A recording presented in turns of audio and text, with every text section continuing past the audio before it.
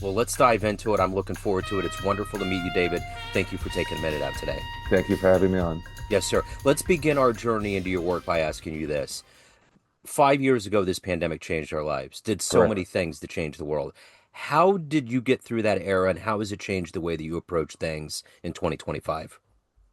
Well, I had just moved to Los Angeles. I was at the Philadelphia Inquirer for about 35 years, 33 years, and came to LA in 2019, right into a pandemic. So I was freelancing, or I am still freelancing for the Wires. And there was a lot of talk in our community, like COVID, are we covering this? I mean, everyone's in bodysuits and masks and so forth. And my wife and I, we were washing groceries in the sink with bleach and all of that for the first day or two, and people were dying.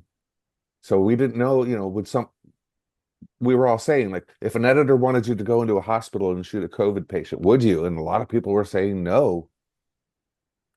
So it turned into just driving around and seeing all the people on gurneys outside of emergency rooms, empty streets. So there was work. I was working, Yeah. but it was a very difficult time to be introduced to freelancing in Los Angeles. So when you were a kid, what was your dream? What was your dream gig? Was it always photography? My my mom and dad had me later in life. They were both in World War II, so they saved all the newspaper clippings of the Kennedy assassination, all that stuff, Life magazine, and I just absolutely loved paging through the old 1960s, 70s Life magazines. I was a frustrated oil painter. Somebody loaned me, and when I was about 13, a Canon SRT 201, and I realized you get what you see. The camera, there's no mistake about it. Proportions are right, the lighting is right, and I was hooked, Yeah. absolutely hooked. What was the first excursion you went out on to take photos? What was that experience like? The first memorable one was driving home. I had just gotten my license. I grew up in York, Pennsylvania. There was a fire on a row house, and I saw a fireman sitting on the ground, and somebody was administering oxygen to him. Not a clue what possessed me, but I stopped, photographed it, went home, made two horrible 5x7 prints, overly contrasty, took it to the York Dispatch, walked up 3 flights of wooden stairs and said, "Could you?" Oh, this almost makes me want to cry.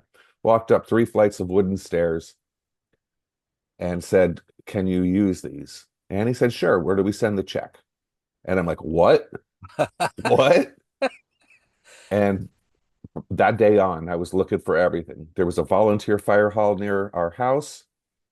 I'd get there before the volunteer firemen would and just wait till the trucks left and I'd follow them. I mean, I was a true ambulance chaser, but it could be a rural barn on fire. It could be an accident on I-83.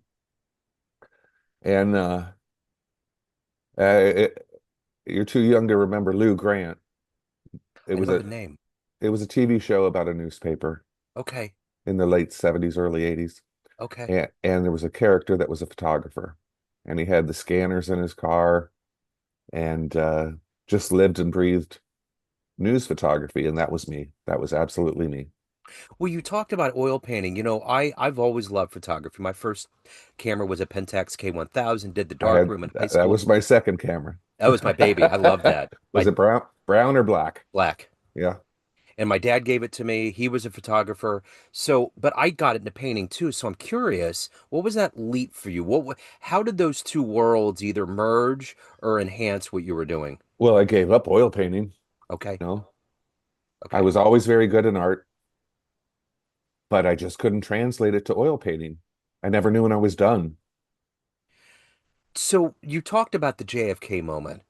What were what were some moments, and those were iconic photos that people took. What were some of the iconic photos that you took and the stories behind it in your career? You've covered big things, from 9/11 to wars. What were some moments that were seminal in your development? Well, I'd like to say life changed for me as it did for all of us on 9/11. Yeah. My wife at the time was working in the movie industry in Philadelphia. I had a 4-month-old daughter, and Matt Lauer said a plane went into the World Trade Center. I called my boss at the Philadelphia Inquirer and said, do you want me to head up there? And he said, no, we think it's a Cessna or some small plane. We'll let AP cover it. I went and took a quick shower, came back out, and then saw the second plane going in. And I thought to myself, boy, are they getting really good at animating what has just happened. Then I realized it was a second plane. I called him back and he said, yeah, get up there. On the drive up, this is Pennsylvania. So on the drive up, New York has been hit twice. Shanksville, Pennsylvania was the incident, and the Pentagon was an incident. So I was right in the middle of it. I stopped in Philly for an hour or two and just waited outside the skyscrapers for something that might happen. We were right in the triangle of it all. Yeah. Called a friend and said, "No, the story's going to be New York." So what would normally be about a 2 hour drive took from, let's say, noon until 10 p.m. going up on the Jersey side. Had everything with me. Took the last PATH train into Pennsylvania Station and walked from there down to Canal Street. Could not get past that line. And I had made plans with a college friend to stay with him. And the last cop that I tried said, if he can come out with the utility bill, I'll let you go in. Well, that was it. He came out. I went in. At this time, we were all thinking it was 50,000 dead. That's what I heard, I think, on the way up. And the next day, I made it down to ground zero. And I took a picture of volunteers and firemen walking into the chaos uh, with the destruction behind them that I may or may not be known for. It's hanging in the 9/11 museum, so I'm proud of that. I can send it to you if that's something you might want to use. Yeah. The other one would be in Iraq. Yeah. Um, well, I was in an ambush. I was embedded with the Marines. There was an ambush on day 4 of my being there, and 12 Marines were killed with me. Wow. Uh, I took a picture of one of the Marines trying to get a Humvee started with a bullet-riddled front window pane, showed it to him the next day, and he laughed, and his friends were kidding him. But he died the next day. Wow. Two more days later, I was shot. So this was an embed in 2004 in Ramadi, Iraq. So Wow. Who has been your hero? Who's been that inspirational force that's allowed you to have this eye to develop as a photographer, as a creative, as a photojournalist? Has there been somebody that's been that operational force in your life? I've had mentors. I've had mentors in my life. I'm on my second marriage, and both wives were very supporting. Both were very supporting. Nobody questioned if I had to get up from the Thanksgiving dinner table, to cover something. There's a slight martyrdom to it all, if that makes sense. Like, oh, I have to go. I'm sorry. Yeah. Uh, I just a series of great friends and people I've followed. Are you talking about if there's somebody I want to emulate or? Yeah, I mean that's another part that tributary off of it. Was there someone you emulated? Well, there's always been Robert Capa, if you've Yeah. heard of him. Uh-huh. A personal favorite of mine is Don McCullen, a British photographer. Yeah. There's so many. I mean, there's so many. There's a Yeah. lot of photographers that have one picture in them. I like the photographers that have many, many pictures in them, you know. Yeah. If you had your druthers and you could go out with your camera and take pictures of anything, what is that? What do you love capturing? Well, that's the first time someone's asked me that. I mean, seriously, anything. Uh,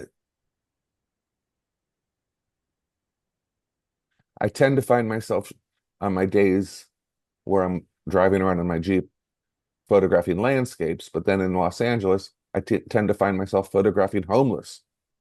Yeah. I just, I always wanted to show people what they would see if they were standing next to me, but they didn't see it when they were there. I Yeah. wanted to show them what they missed. Did you notice this irony of this guy sitting in front of this? Did you notice the moon lining up behind this mountain peak? Does that make sense? Yeah, 100% makes sense. So we've established the whole Pentax K1000 thing. Okay. So I remember the first time I got my Coolpix camera, the little flip thing, and I walked around. It was the first time I had digital, and I resisted it for a while. No, on paper. I don't want to do this. There was a whole psychology, but when I got it, I went crazy. I walked around Midtown Kansas City, and I was taking pictures of neon signs for no reason. I was like, my God, I can do whatever I want. What was the camera, the moment that you were a kid, you reverted back to that place that made you love photography? I think my parents and myself had gone to Clearwater, Florida, and I shot about 7 rolls of pelicans. And my dad flipped out because it was so expensive when we processed it. Why we needed 36 times whatever I said, 12 rolls of pelicans or 7 rolls of pelicans. The other one I remember is my dad and my grandfather and I driving around in Pennsylvania, and I was photographing fall foliage. Yeah. Foliage.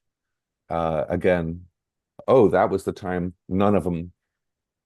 I didn't load the K1000 correctly. I thought I was taking pictures, but the film never advanced. Oh no. Oh no. So, but the seminal moment was stopping to photograph that firefighter on the ground. Yeah. You know, the thing about being in this business is you're witnessing things that will inextricably change you as a human. And I'm going to set this question up this way.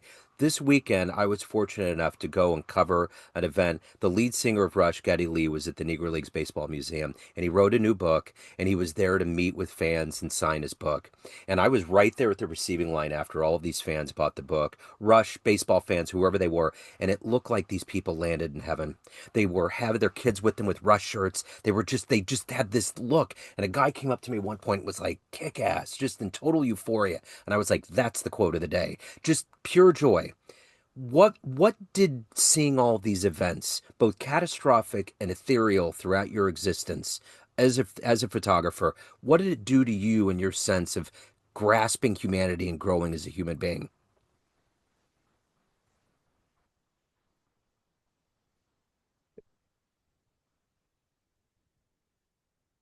I'm going to answer that with trauma. I'm going to say sometimes the smallest things set me off. Having covered, having spent about 3 months in Afghanistan and seeing all there was there and all the children begging and grabbing your hands, seeing all the women demoralized. I came back from that, and my daughter was probably 3, 4 years old, had a birthday party, and a friend visiting with a dog. She got in the way between the dog's food, and the dog was trying to eat. She got in the way of the food bowl. She was nipped in the cheek. I lost it. Yeah. It emotions are magnified differently and later. Does that make sense? Yeah, totally makes I sense. can be watching a Veterans Day parade, and I think of the guys I've spent time with, Yeah. and it just means something different. Memorial Day is not for sales at Right. Macy's. Yeah. It's altered my. I'm hypersensitive to. Uh, I'm trying to think of the words here. I'm hypersensitive to true meanings of things. Totally. Yeah, I get That- that. I'm not trying to be political or No, anything, no. but Yeah, no, I totally get what you're saying. There's a level of compassion, empathy, just the human experience. so for example, the earthquake in Haiti, Yeah. 200,000 dead. What I noticed there was Haitians the next the next day ironed their clothing and tried to look like still present themselves properly. Then coming back to America and somebody's complaining that there's, are we allowed to swear? Oh, yeah, please. Somebody's complaining in the grocery store that three fucking people are in line in front of them. These people were chasing trucks, throwing rice bags. Yeah. Yeah. You just get a totally different perspective on the world. I interviewed a poet musician that's based in New Orleans that told me at one point he does a lot of relief work in Haiti, and he said Haiti has the lowest suicide rate in the world, and he said their quote is they don't have time for all that. It's a different breed of people. It's a They different are. humanity, you know? Uh, I think there's an expression in Haiti, and I don't know the French, but it boils down to mountains beyond mountains. You get over one mountain, Yep, there's another one right in front of you. that's it. So That's it. Was there ever a story that you were going after where you paused and thought, "My God, this is heavy"? Was there ever any hesitation with any story you went after? 9/11, nine Yeah, eleven, man. I left Philly in my car alone, left my 4-month-old daughter with caretakers. My wife is actually working on a movie set with Mel Gibson. It was the M. Night Shyamalan movie, but they didn't know what was yeah, going on. yeah, Uh, and I didn't know what I was getting into. yeah. I absolutely didn't know what I was getting into. I didn't even think I'd get to New York. But driving up the turnpike and the silhouette of the World Tower, the Trade Center wasn't there. I mean, I heard the collapse on the radio, but I was not prepared whatsoever to not see them as you get closer. You get closer up the top of New Jersey. I remember that wrecking me, that happening, and I was in the back of a water taxi in Venice, Italy. I was backpacking. I've landed in Paris on the 4th of September, made my way to Venice. Guy in the back of the water taxis, Nuevo York. I don't know what the hell is going on. My dad was born in Brooklyn, raised in Long Island. I call him up, and he's like, "You better watch it. This is bad." But I remember when I was there, I had Mike Pentax, and I was just taking pictures of all these things that were happening around me. The way they covered it, all of the things that got patriotic, even in Europe. It was really it was a very strange, surreal. I felt like I was in a Hemingway novel. My Hmm. dad kept saying, "Hold on to your passport in your front pocket because right now it's weird." And I just remember how many things in the world just instantly changed, like COVID, like overnight. You know? I didn't know what was going on. Yeah, The friend I was staying with, uh, I don't think we had a working TV. The cable was out. I was getting a little bit of news from talking to my editors back at the paper. And then I left about 9 or 10 days later, having been at Ground Zero. And I lost it when I saw all the flags on the overpass on the turnpike back. And my editor said, "Do you want to go to Pakistan?" And I'm like, "Why the fuck would I go to Pakistan? What does that have to do with anything?" yeah. I don't even think I realized it was terrorism. I probably did, but I really couldn't put two and two together. I remember the first bombing, and I don't mean to dwell about 9/11, but that was a big one. If you could get into a time machine and go back in time and cover one event journalistically and really take pictures of it, where would you go? The fall of Hanoi, Vietnam. Yeah, That was the golden age in my mind. Leica's black and white film, free access. That's been the biggest decline and respect towards journalists in my mind from the 1970s on. I feel I do an extremely honorable profession, and this whole enemy of the state thing just really kills me. yeah, yeah. These modern times that we're living through, I know everybody, when you get older, you try not to say, well, that music's too loud or that's this. You don't want to get into that older state of mind and compare things. But we're genuinely living in a time that's frightening. How do Yeah, you stay hopeful? How do you stay hopeful in this 2025 era? I do think goodness prevails. Yeah, We're going to go through some shit, but I think people are going to start protecting the national parks. yeah. I think with the shutdown, I think that will set people off to be proactive. I'm I'm crying, but I'm laughing at all that's going on in Portland with people dressing up. That that's just that's just gallows humor, kind of, but that's humanity. I think there's more a greater silent amount of people, but they're going to do something at some point. And I think the thing about being in this world of podcasting and putting stories out and swimming through humanity is that we're much more aligned than we're separate. And I think about even the thing with Kimmel, the fact that everybody, even these flashpoints of things happening, I think people are going to do the right thing. I think we have a lot of good people in this country that want to hold on to something called democracy. And so my question to you is this: I how are you? covered that whole Kimmel thing. Okay. So how are you capturing the moments? Is there something that's on the top of your palette right now of capturing these odd times? Well, the day after I covered all the protests, but then when they said they were, well, no, I spent the day on the top of a garage roof, fifth floor of a garage roof with a long lens, and I photographed Guillermo, in the parking lot. I photographed, and I'm trying to think of his name, the celebrity that came in that day when he came back on the air, but he came in. But I never saw Jimmy. Okay. Um, but yeah, who would have thought I'd ever have covered that? Yeah. What an odd thing to cover for a week. But that I think is a flashpoint for what we're going through. I think the fact that he came back on, because he could have just packed it up, because there was a case that could have been brewed with that. But I think there's a vigilance, and even with the way he's covering what's going on right now, we need these people, these episodic people, to begin some level of revolution, so to speak, that allows all of us to feel like we're not drowning in something that's so dark. Uh, just like political cartooning. I Yeah. mean, you need to be able to make fun of the king. That's the first, in my mind, and foremost, First Amendment. That's always been about America, that you could make fun of the emperor and not be killed, Yeah. unlike, I assume, other countries.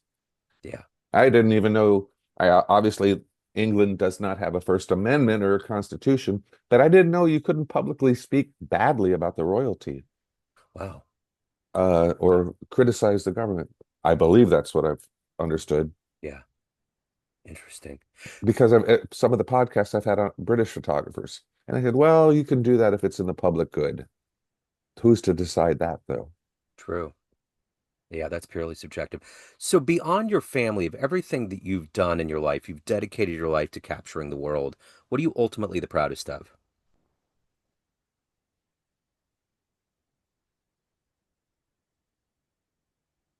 Where some of my photographs have ended up, Patriot Plaza in Sarasota, Florida. I have uh, I have a picture of a marine and a fire team walking through palm trees with a pink dust storm behind them. That's at a national cemetery. That's going to way outlive me. I told you about the picture hanging in the 9/11 museum. I've not seen it. I don't think I'll ever be able to go in that building. Yeah, I'd like to, but I just don't think I can. I think the 9/11 also affected me because my daughter had just been born, my father had just died, and all the other things that go with, those moments. The letters I've gotten, the nice comments I've gotten. Um, there's a lot of things. I can't think of any one right now, but I think that Patriot Plaza is a big one for me. yeah. So, at the end of the day, David, everyone has a perception of you. Family, friends, everyone that listens to your podcast, everyone that delves into your photography, but you're the guy behind the camera. Who do you think you are? What's your perception of you? I think I'm a witness. I think I'm a non-impartial witness. That's a hell of a question. I don't think I'm narcissistic, but I probably am. I'm probably an insecure megalomaniac, you know? And I walk around like, don't you know I've done this? And I have, that's part of my podcast is like, nobody's going to know unless I tell them. So I spent an afternoon with Mia Farrow at her farm in, I think it was Connecticut or part of New York. That's a big deal. She went to India with the Beatles, and here I can ask firsthand questions about them. It's just what I do is not a job, it's a lifestyle. Yeah. Like the Kimmel, like who thought I'd be doing that? Covering wars and covering red carpet, covering the Oscars. Uh, so yeah, I think So, I have a few good stories in me.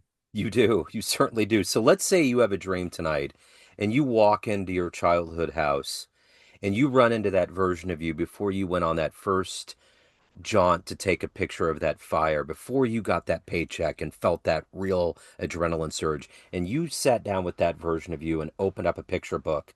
And that young version's looking through all these pictures.